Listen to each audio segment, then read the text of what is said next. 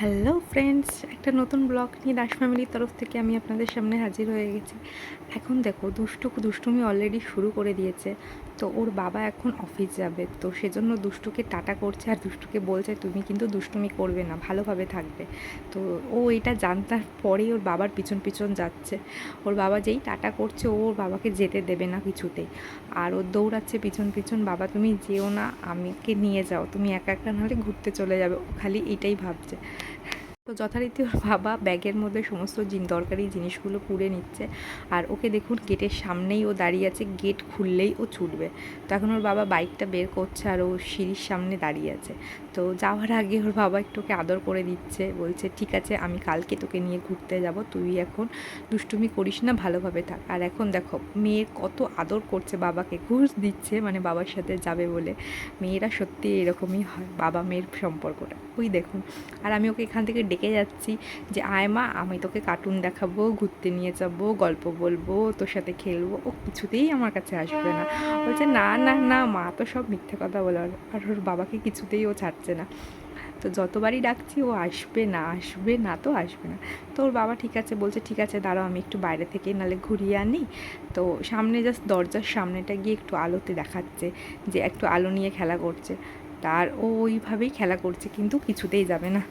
আসলে সব মেয়েরাই বাবাদের সাথে একটু বেশি অ্যাটাচ থাকে। তো দেখো ওর বাবাকে খুব ভালোবাসে আর ওর বাবার সাথে খেলতে। এবার যে আর ওর বাবা চলে যাওয়াতে মেয়ে খুব কান্না করছে, ওর বাবাকে যেতে দেবে না। তো এখন ওর বাবা চলে গেছে, তো আমি হচ্ছে রাত্রেতে মেয়েকে আজকে রুটি খাওয়াবো ভেবেছি। তো আমি রুটিটা আমার হয়ে গেছে তৈরি। তো এখন হচ্ছে আমি একটু গরম জলে রুটি করে গরম জলে ভিজিয়ে রাখি যাতে রুটিটা একটু নরম হয়ে যায়।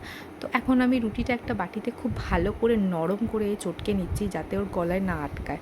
আসলে আমি রাতে ওকে ভাতও দিই, রুটিও দিই, যখন যেমন হয়। তো দুদিন ধরে ওর পটিটা একটু শক্ত হচ্ছে, তো সেজন্য আমাকে একটু রুটি দিতে বলেছে।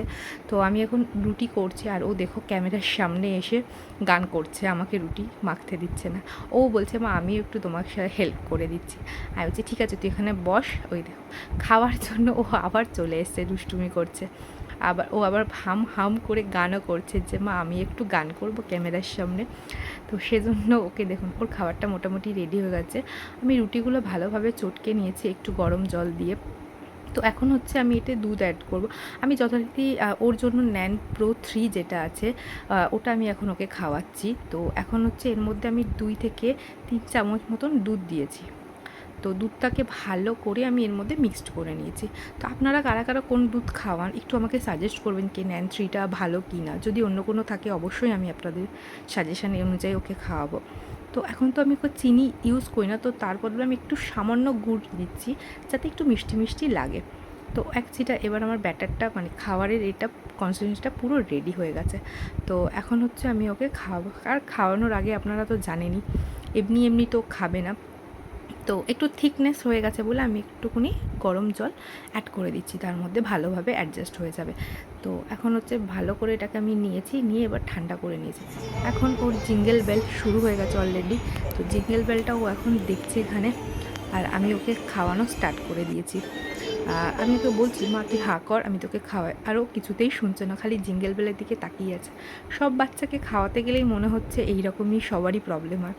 তো ঠিক আছে ও এইভাবেই একটু একটু করে খায়, একটু একটু করে ঘোরে, দুষ্টুমি করে। ওরকম কার্টুন ওকে চালিয়ে দিতে হয়। তো মোটামুটি ওর খাওয়ার হয়ে গেছে, অর্ধেক তো রয়েছে আর একটু। এবার পুরোপুরি খাওয়ানো কমপ্লিট হয়ে গেলে আমি ওকে ফ্রেশ করে দেবো। তো দেখুন আপনারা ও আবার জিঙ্গেল বেল পাল্টে দিয়েছি, এবার অন্য একটা কার্টুন দেখছে। এবার ওর খাওয়া দাওয়া পুরো কমপ্লিট, আমি ওকে এখন ফ্রেশ করে দেবো। ওর জামা প্যান্ট আমি বের করে নিয়েছি, ফ্রেশ করে ওকে আমি আজকে ঘুম পাড়াবো। এখন তো ঘুমাবে না, ঘুমাতে ঘুমাতে ওর অনেক দেরি। তো আমি যথারীতি ওকে একটু ওয়াইপস দিয়ে পুছে ভালো করে পাউডার লাগিয়ে দিয়ে জামা প্যান্ট পরিয়ে দেবো। তো ঠিক আছে ফ্রেন্ড, আজকের জন্য ভিডিওটা আমি এখানেই শেষ করলাম। পরবর্তী ব্লগ দেখতে আমার চ্যানেলকে একটু সাবস্ক্রাইব, লাইক, কমেন্ট, শেয়ার করে দিন। আর ভিডিওটা কেমন লাগলো আপনারা অবশ্যই জানাবেন আমাকে।